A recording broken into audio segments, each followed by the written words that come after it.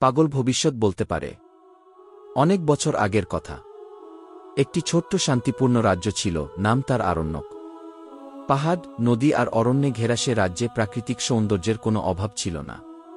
প্রজারা ছিল সুখে শান্তিতে, আর রাজা ছিলেন দয়ালু, তবে একটুখানি দুশ্চিন্তাগ্রস্ত, তার উত্তরাধিকারী ছিল না। এই রাজ্যের এক কোণায়, রাজবাড়ি থেকে অনেক দূরে, এক অদ্ভুত মানুষ বসবাস করত। লোকের মুখে তার নাম ছিল পাগলা গগন। গগনের মাথার চুল ছিল এলোমেলো, জামা কাপড় ছেঁড়াফাটা, মুখে হাসি আর চোখে এক ধরনের উদ্ভট আলো। সবাই তাকে পাগলি ভাবত। কিন্তু গগনের মধ্যে ছিল এক অদ্ভুত ক্ষমতা, সে ভবিষ্যৎ দেখতে পেত। শুরুতে কেউ বিশ্বাস করেনি, কিন্তু ধীরে ধীরে গ্রামের লোকজন খেয়াল করল, যা যা গগন বলে তা সত্যি হয়ে যায়। একবার সে বলেছিল, পূর্ব দিকের আকাশে কুয়াশা, অচিরেই সোনার ধান হবে চাষা, গি সত্যিই সে বছর প্রচুর ধান ফল। আরেকবার বলেছিল, আজ রাতেই বজ্রপাত হবে, তালগাছের গোড়া ছিঁড়ে পড়বে, কি আর সেটাই হল। ধীরে ধীরে তার খ্যাতি ছড়িয়ে পড়ল। দূরদূরান্ত থেকে মানুষ এসে গগনের ভবিষ্যৎবাণী শুনতে লাগল। কেউ বিশ্বাস করত, কেউ করত না। কিন্তু একদিন একটি ভবিষ্যৎবাণীতে পুরো রাজ্য কাঁপিয়ে দিল গগন। সে বলল, রাজা এখন পুষে রাখে রাজমহিষী, কিন্তু রাজ্য পাবে এক পাগল ভিখারি। এটা শুনে সবাই হেসে উঠল, কেউ কেউ আবার ভয় পেল। খবরটা রাজপ্রাসাদেও পৌঁছল। রাজা অবাক হলেন। ভাবলেন, এ পাগল তো খুব সাহসী, আমাকে সরিয়ে দেবে নাকি? তবে রাজার মন্ত্রীমহল একটু চিন্তিত হল। এর কয়েক মাস পর এক রহস্যময় ঘটনা ঘটল। পার্শ্ববর্তী রাজ্য হঠাৎ করে আরণ্যক আক্রমণ করল। রাজা যুদ্ধ করতে বাধ্য হলেন। তিনি ছিলেন বীর, কিন্তু ভাগ্য সহায় ছিল না। যুদ্ধে তিনি মারাত্মক আহত হলেন এবং অবশেষে মারা গেলেন। কোনো উত্তরাধিকারী ছিল না বলে রাজ্য পড়ে গেল অরাজকতায়।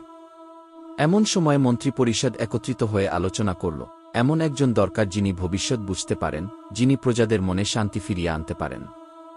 তখন কেউ একজন বলল, গগন পাগলকে ডাকা হোক। কি প্রথমে সবাই হেসে ফেল, কিন্তু রাজ্য রক্ষার জন্য প্রজাদের মধ্যে যারা গগনের ভবিষ্যৎবাণী শুনে উপকৃত হয়েছিল, তারা বলল, উনি পাগল নন, ঈশ্বর প্রদত্ত কোনো শক্তি ওর আছে।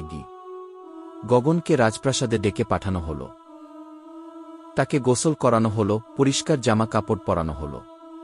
তারপর তাকে সভায় বসানো হল। গগনের চোখে সেই একই ঝিলিক, কিন্তু কথা বলল স্পষ্টভাবে, রাজ্য সিংহাসনে আমি বসতে পারি না যদি না তোমরা চাও। কিন্তু জানো, আমার ভবিষ্যৎবাণী ছিল ঈশ্বরের কণ্ঠস্বর। এখন সিংহাসনে বসলে আমি তোমাদের রক্ষা করতে পারব কি? এই কথায় সবাই স্তব্ধ হয়ে গেল। অবশেষে প্রজাদের সম্মতিতে গগনকেই রাজা ঘোষণা করা হল। সিংহাসনে বসার পর তার নাম হল রাজা গগনেন্দ্র দেব। অবিশ্বাস্য হলেও রাজ্য আবার ফিরে পেল স্থিতি ও সমৃদ্ধি। গগনের ভবিষ্যৎ দেখার শক্তি তাকে সঠিক সিদ্ধান্ত নিতে সাহায্য করত। তিনি আগেভাগেই দুর্ভিক্ষ, যুদ্ধ বা রোগের পূর্বাভাস দিতেন এবং প্রতিকার করতেন। তবে গগন কখনোই অহংকার করতেন না। প্রজারা তাকে ভালোবাসত অগাধভাবে। তিনি বলতেন, আমি পাগল ছিলাম, কারণ পৃথিবী যা দেখে আমি তা দেখতে পাইনি। আমি যা দেখতাম পৃথিবী তা বুঝত না। আজ সেই চোখ দিয়েই রাজ্যকে দেখি গিয়ে। তার শাসনকাল ছিল শান্তিপূর্ণ, জ্ঞান ও প্রজ্ঞায় ভরা। একদিন বৃদ্ধ গগন তার সভায় বললেন, আমার সময় শেষ।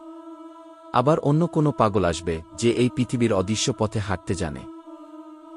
তাকেই চেনার শক্তি চাই তোমাদের কি? তারপর তিনি গভীর ধ্যানে বসে চিরনিদ্রায় চলে গেলেন।